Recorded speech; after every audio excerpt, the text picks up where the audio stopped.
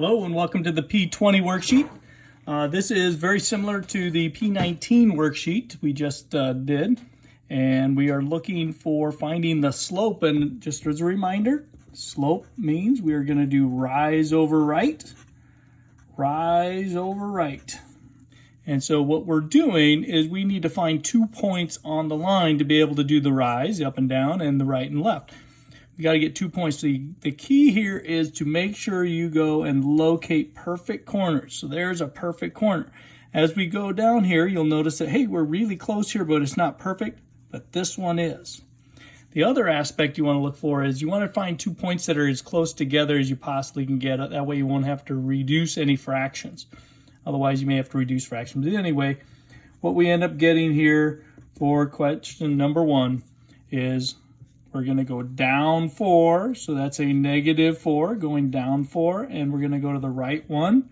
So negative 4 over 1, and if you prefer, remember anytime there's a 1 in the denominator, you don't have to write it. You could just call this negative 4. Either one is an acceptable answer. In the case of question number 3, again, we're looking for perfect corners. Hey, here's a perfect corner right here.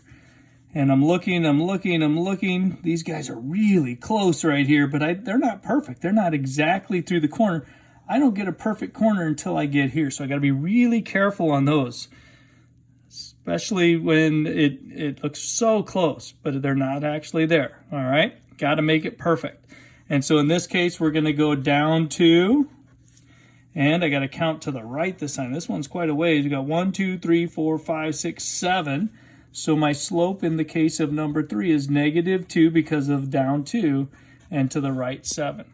Now if I chose to, I could go the opposite direction. I could go up and to the left.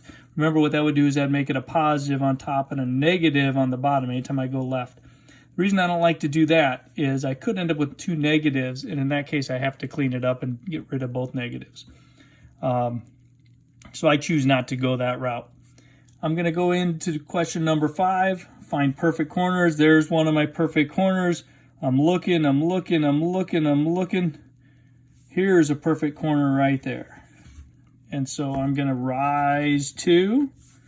I'm going to go to the right. 1, 2, 3, 4, 5. So my slope is 2 over 5. Just looking for 2 points. That's all I'm doing. Look for a perfect corner. Perfect corner. All right. Down 3, right 4, slope, negative 3 over 4.